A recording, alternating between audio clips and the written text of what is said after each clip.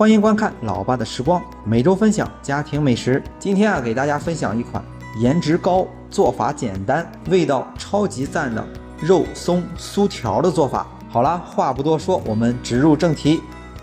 先来和油面150克的中筋面粉，就是家里普通的那种面粉，30克的油，玉米油、色拉油、花生油都可以。再根据面粉的湿度加入80克左右的水，揉成一个柔软光滑的面团。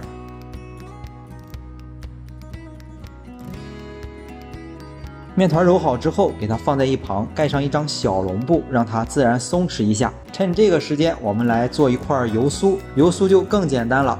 120克的中筋面粉倒入60克的油，很快就可以揉成一个柔软的油酥小面团。油酥小面团揉好之后也放在一旁。接下来制作肉松馅，200克的肉松，因为现在肉松非常容易买到，我们没必要自己在家里去做，可以准备200克现成的肉松。肉松的口味我们挑选自己喜欢的口味即可。这个肉松当中我们为了增加它的粘度，可以加入一点点的沙拉酱，也可以加入一点点的淡奶油。按照比例换算的话，加入大概70-80克左右就可以。我们不要一次性加入进去，我们要淋在这个肉松上，调好的肉松馅特别的均匀。这样我们所有的材料就都准备好了，是不是特别的简单？接下来的制作也特别简单。之前老爸也是做过很多这种类似的中式糕点。首先一次性的把这个油酥包入到这个面团当中，把油酥包裹好之后，两面都撒上一些干面粉，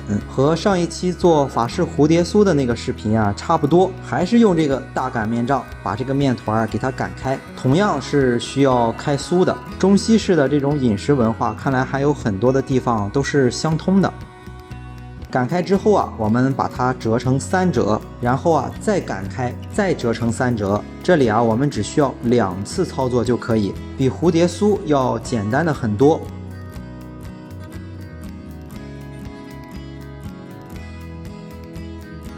这样我们开好酥之后呢，同样是把面皮擀到大概有0.5公分厚。接着呢，我们把刚才调好的肉松馅给它攥成长条，铺在这个面皮上，加入这个淡奶油或者是沙拉酱的作用就是让这个肉松有粘性，方便攥成团。当铺一长条肉松之后我们把这个面皮给它切开，切口给它封好，这样我们一长条的肉松酥条就做好了。当然我们在擀面皮的时候我们一定要计算好这个面皮的宽度正好能擀3条，这样我们就不会浪费食材。3条肉松酥条都做好之后然后我们用刀把它给切开。切的时候我们可以比一下，让这个肉松酥条切得更好看、更均匀。老爸准备的这份食材和切的大小刚刚适用于我们家庭的普通烤箱，这样一点都不浪费。我们摆好之后取来一个鸡蛋黄，厚厚的刷上一层鸡蛋液。